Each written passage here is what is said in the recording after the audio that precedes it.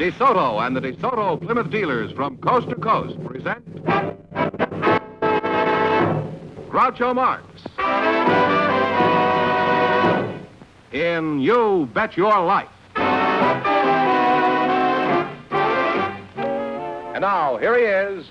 Ladies and gentlemen, the secret word tonight is dollar. Really? I was going to spell it for you. I D-O... know how to spell it. Well, for you. D-O-L-L... L-L-A-R. Right. Thought I couldn't spell it, huh? You bet your life. You know, a dollar is only 50 cents now.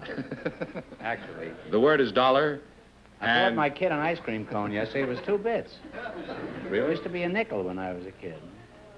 Of course, that's 100 years ago. And here he is, the one, the only...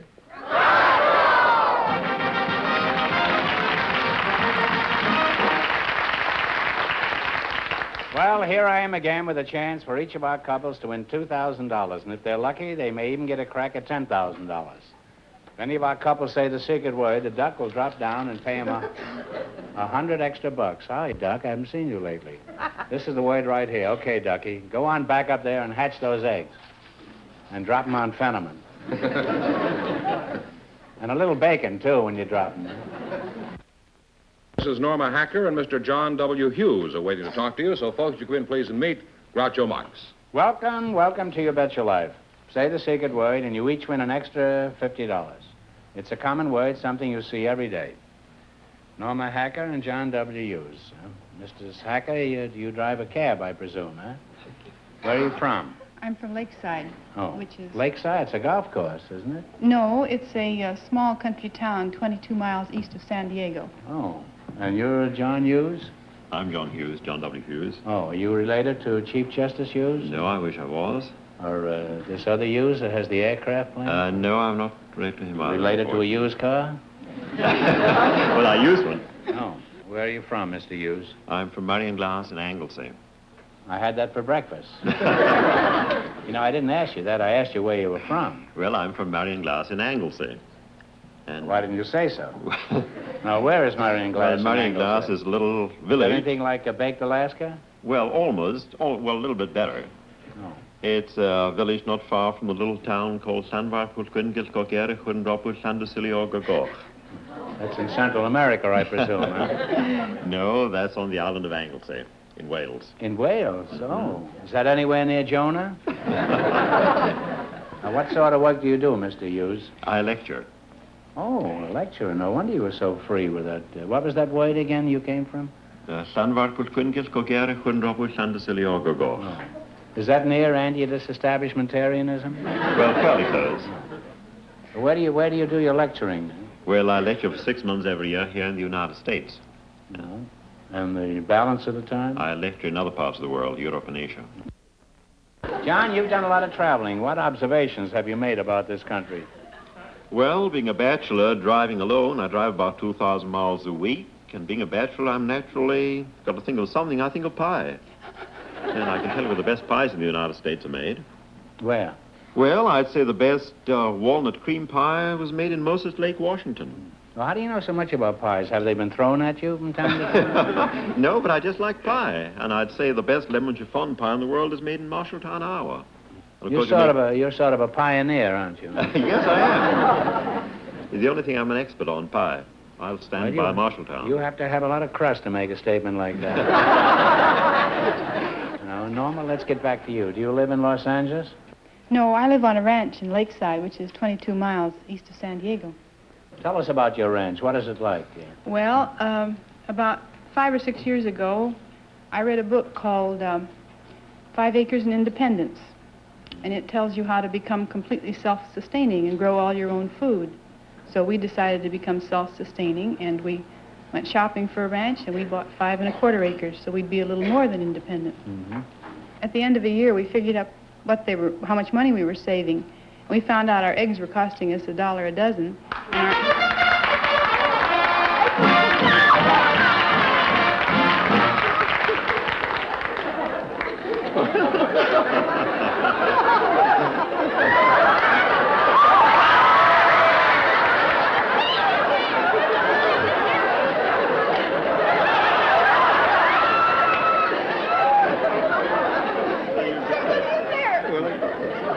Well, Norma, you've heard of a night to remember?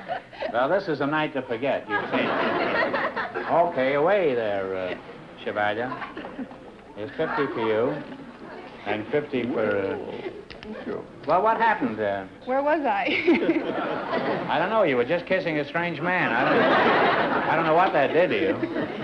Norma, outside of raising eggs at $1 a dozen, do you do anything else? Do you ever get away from the ranch? I dabble in the PTA. What do you mean you dabble in it? Oh, I'm on committees and I make speeches and tell stories, that sort of thing. Oh, and monologues, you mean? No, just You sort of... tell stories, you say? Could you tell us one now? Well, I don't do it very well. I'd rather not. Well, don't let that stop you. We've had some very strange people up here in the last 10 years. Tell us a story. I'd rather not. Oh, come on. You must be able to remember one story. Just don't tell one that I've told a few minutes ago.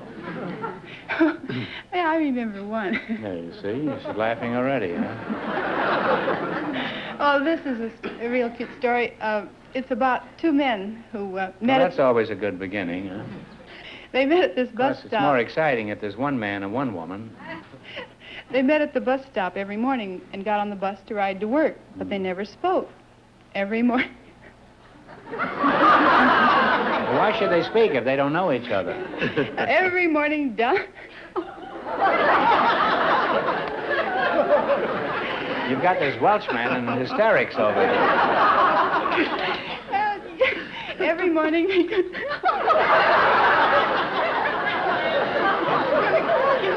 This must kill him at the PTA.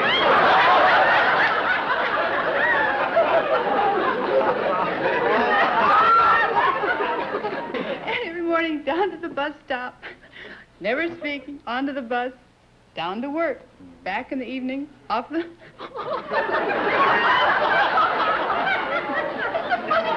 This better be a long bus trip. She'll never finish. Anyway, they went to the... You better take a train to New York for this story. I'm sorry. You can't top it. Don't try to finish it, huh? Well, that's where I have Well, my trouble. That's what I mean. That's what you do at the PTA, I huh? can't remember how they end. Oh. Well, I'm going to the end of the line someday and get the rest of this. Well, I hate to cut this story short, but it's time to play You Bet Your Life. Let's see if you can win some money. You selected cities and small towns of the United States. I'm going to give you 4 cities or towns in a particular state, and you identify the state. If you miss 2 in a row, you're out. If you get 4 in a row right, you win $1,000. Now, one answer between you. Here are the cities, and tell him the finish of the story. Don't you dare. I'm crying already. Just tell him the finish. Don't tell him the whole story. I don't remember. Well, that's the first good break we had tonight. All right, here are the cities and towns. Prescott, Globe, Duncan, and Williams. What is the state? Arizona? Arizona. You need go no further. You have 1 right, 3 more right in a row, and you'll have $1,000. Here are the cities and towns. Mark Tree, Stuttgart, Van Buren, and Pine Bluff. What is the state? Mark Tree, Stuttgart, Van Buren, and Pine Bluff. Arkansas. Arkansas is right. You're halfway to $1,000 now. Madeira, Porterville, Placerville, and Merced. What is the state? What is it? California. Placerville? Yes, P-L-A-C-E? yes, California. That's right. California. California is right. 1 more right, and you'll have $1,000. Here are the cuties and here are the cities and towns. Pomfret, Glastonbury, and East Granby. What's the state? Could be Connecticut? I didn't think even Rand McNally knew that. It's true. It's Connecticut. You got 4 in a row right, so you win $1,000. $1,000. You can keep it and quit, or you can come back later and try to double your money. You might even get a crack at $10,000. So go over and think it over. Sit down. No matter what your decision is, thanks for being with us. Thank you.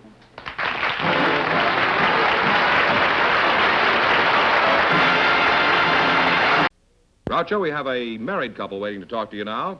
So will Mr. and Mrs. John Barber come in, please, and meet Groucho Marx.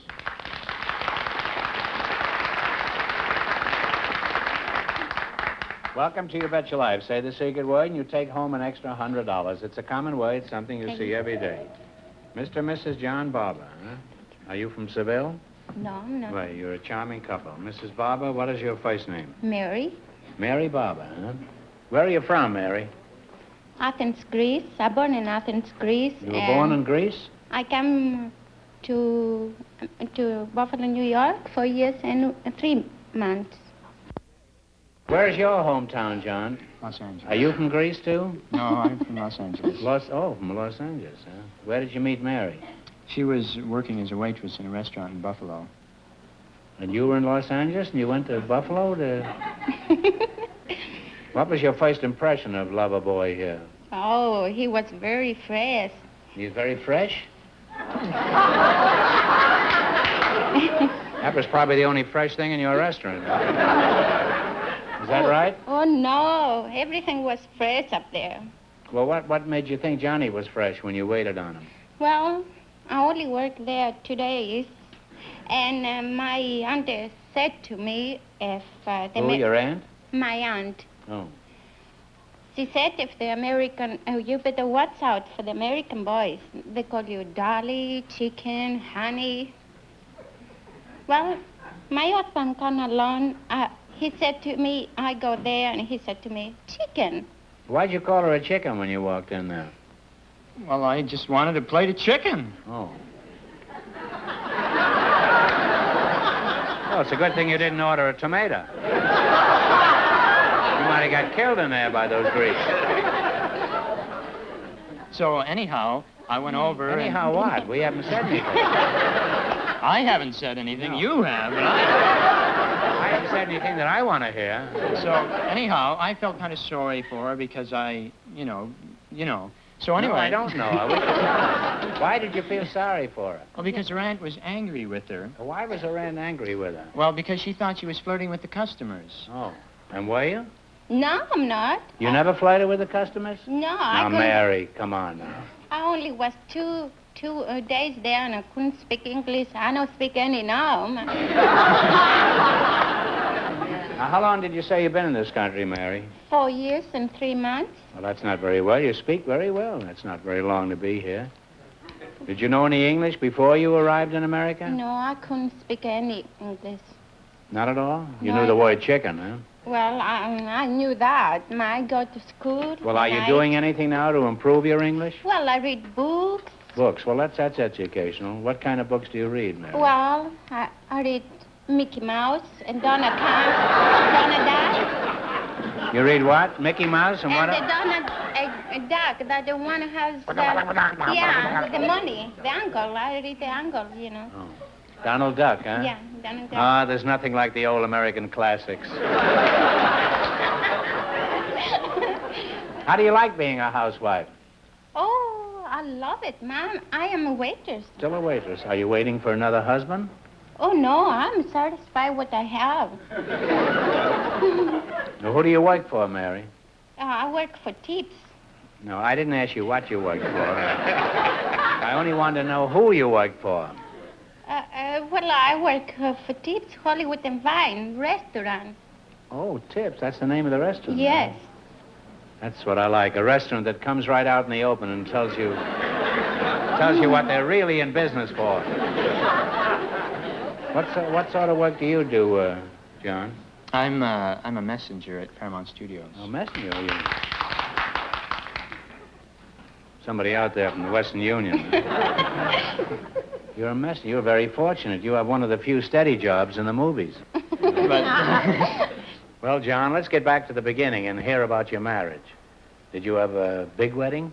We were married in the Greek church, and just her immediate family and friends, and my immediate family and friends. And anyhow, when the ceremony was over, I started walking down the aisle. We didn't invite anyone else. And Was here she were- with you then when you went down the aisle? Yeah, were you? Yes.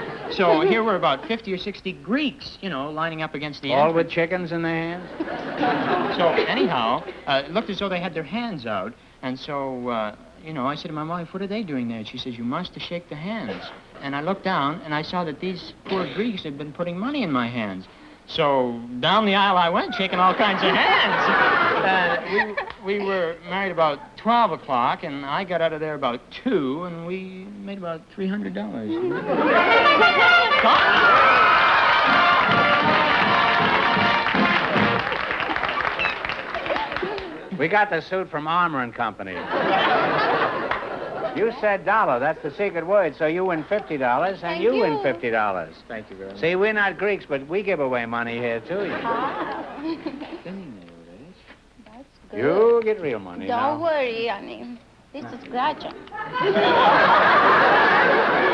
It's gratifying to know that there is someone left who has some confidence in me. Well, you're a real cute couple, and I hope you have a very happy and long married life. Thank you very much. And it's been fun having you up here. And now I'd like you to see to win some money, so let's play You Bet Your Life. You selected world geography. I'm going to ask you some questions. If you miss 2 in a row, you're out. If you get 4 in a row right, you win $1,000. In what South American city is the famous Sugarloaf Mountain? Talk it over. And one answer. Rio de Janeiro. Rio de Janeiro is right.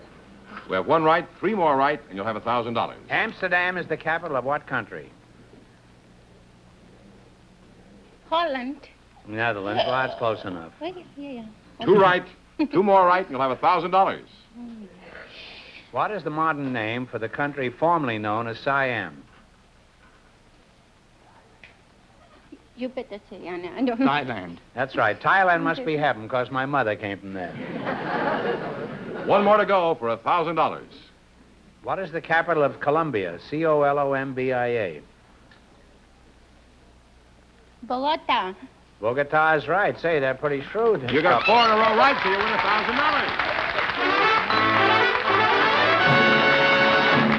Wait a minute.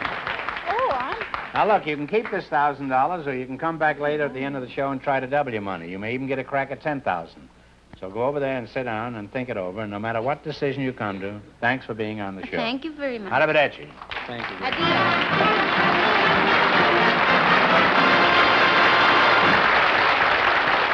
Now, in just 1 minute, we'll see if either or both of our couples will risk half their earnings on a chance at either 2 or 10.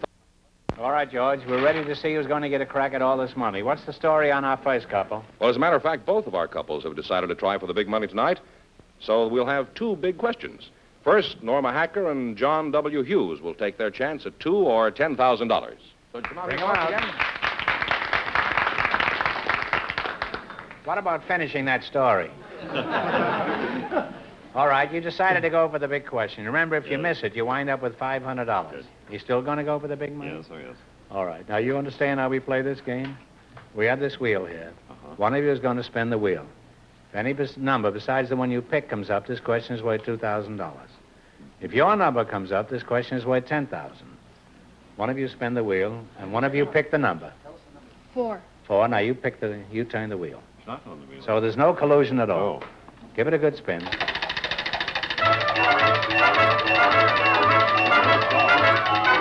Norma!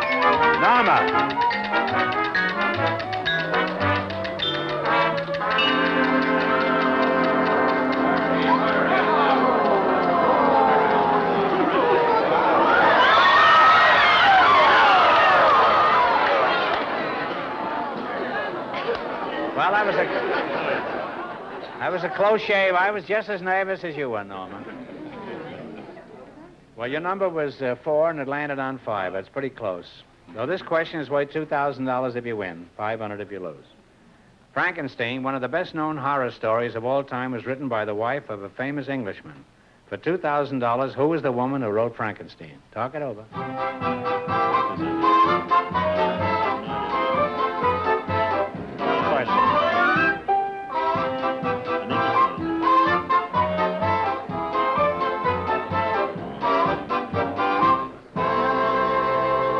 Want to take a guess?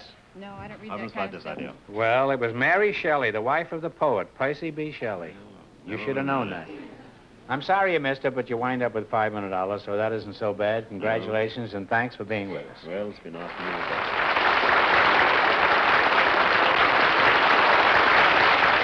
All right, George, what's the story on the next couple? Well, Mr. and Mrs. John Barber won and will try to win $10,000. Oh, boy.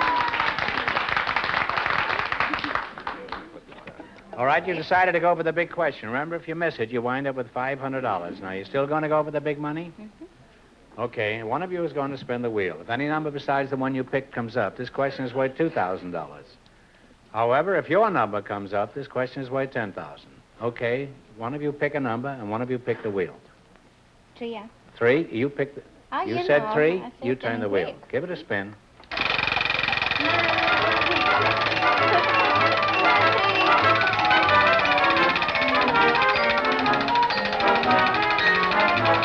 I get the house.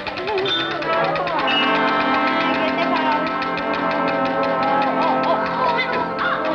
It's okay. It's okay, I'm happy. All right, you picked 3, and it came up 1.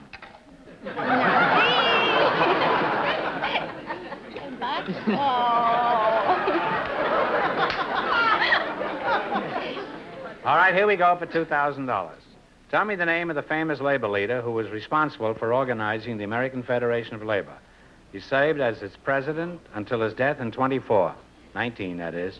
What was his name? Talk it over.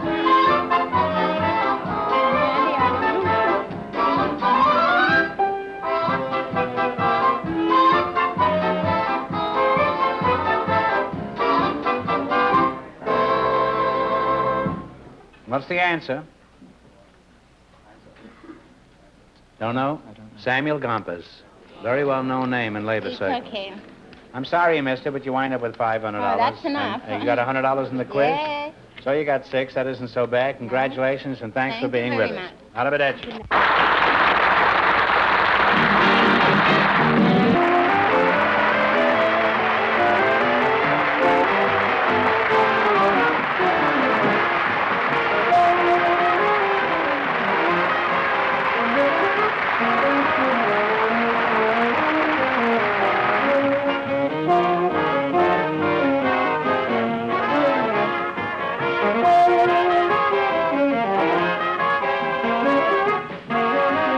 This is George Fenneman signing off with a reminder from the National Safety Council.